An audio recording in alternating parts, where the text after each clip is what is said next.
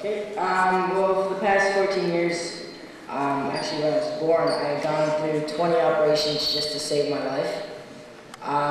Every 3 weeks I'd have to go in for surgery because my liver and actually my spleen isn't working, so my blood is going the other way, the opposite way, so it's causing these varicose veins that hang in my throat.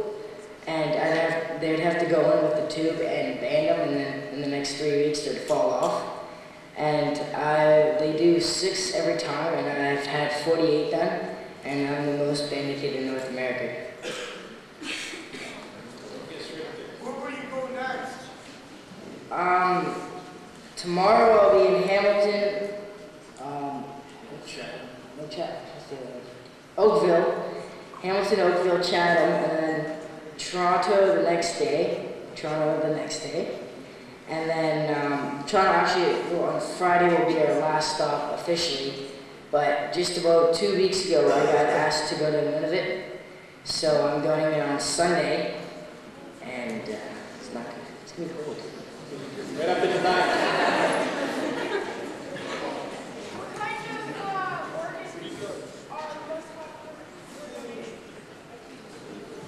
I'm not really certain, but there's probably kidneys. I mean, there's a large need for kidneys and livers, I think, probably. Yeah. Right there in the green hat. You have to do schoolwork? Sort of. My school, they're teaching me as an exchange student, so they'll give me the 4 credits. But if I want to go take the exams, I can if I want, but I don't have to. And then I'll just have to go to the 2nd semester and finish school year. In the red shirt? How do you feel about it? Good. Red sweater. Oh, did you like those girls in the picture? Black hat. Yeah.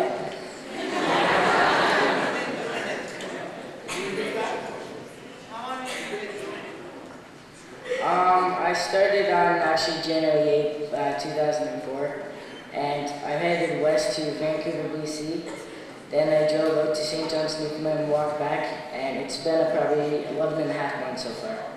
What's the date today?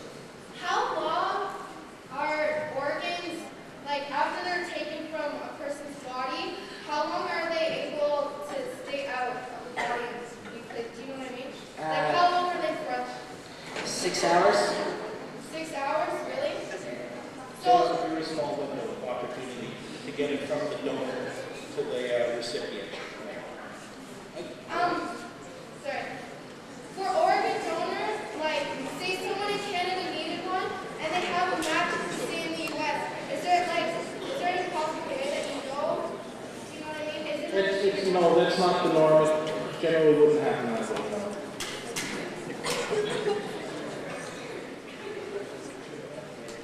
Okay, yes.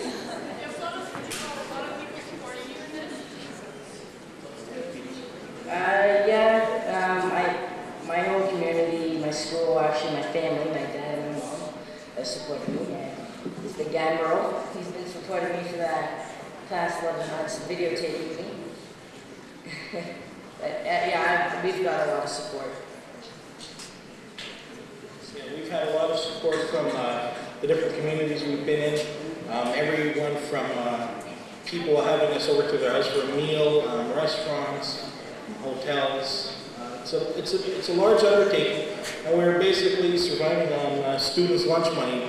People like yourself, kids that got together and did tuning drives and things like that. So, yeah, everything was great.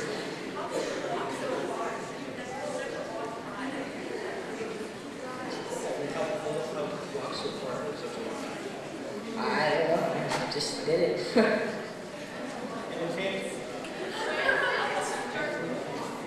I started on January 8th.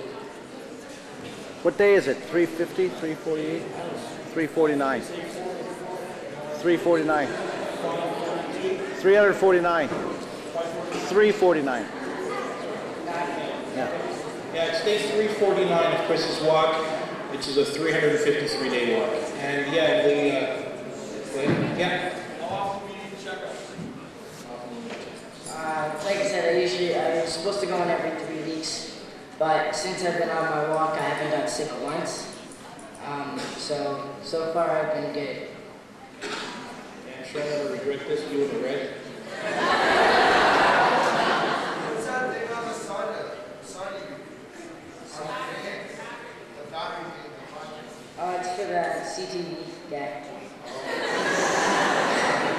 Show me your belly. Do I have a girlfriend? Yeah, actually I do.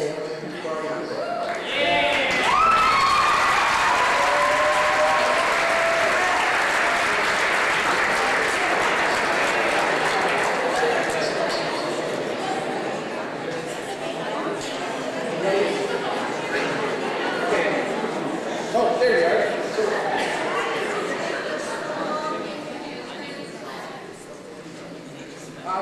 Well, for my condition, I have to wait till somebody passes away and have the same size, the same blood type. And because I was on my walk, I've been out of Ontario, so I wasn't. They said that just don't look forward to getting one yet while you're on your walk. And probably because I'm in Ontario now, they think my dad and mom think that I'll get it before Christmas, but hopefully I don't. And to go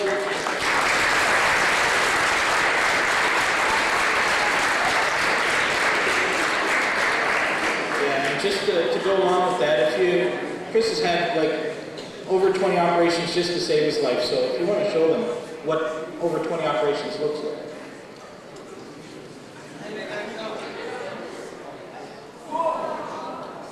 So that's not a small thing.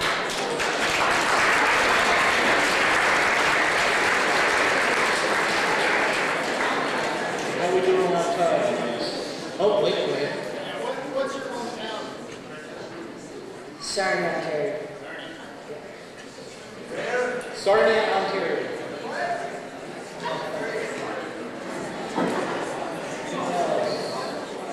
Yes.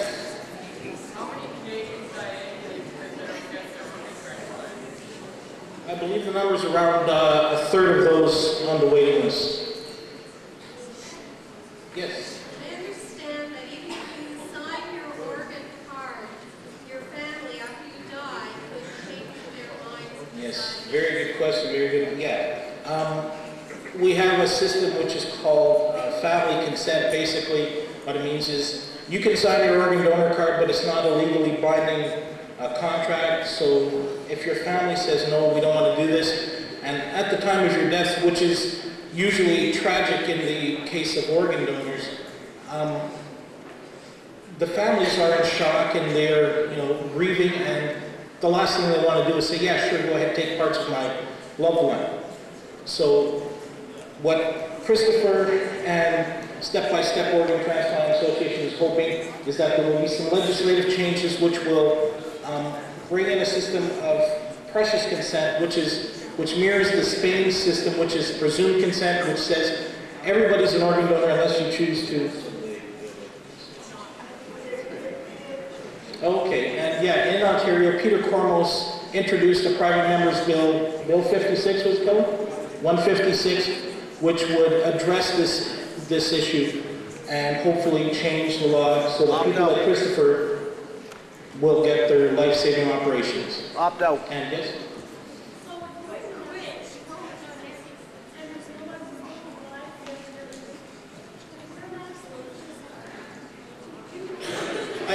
Yeah, there's a lot of factors that, is your wallet on you? Was it thrown out of the car? Do you have it on you? Did you leave it at home?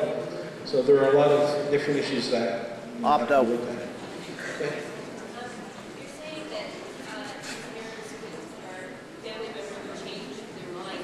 Yes. So not only should you sign your organ donor card. You should talk to your families. Yes.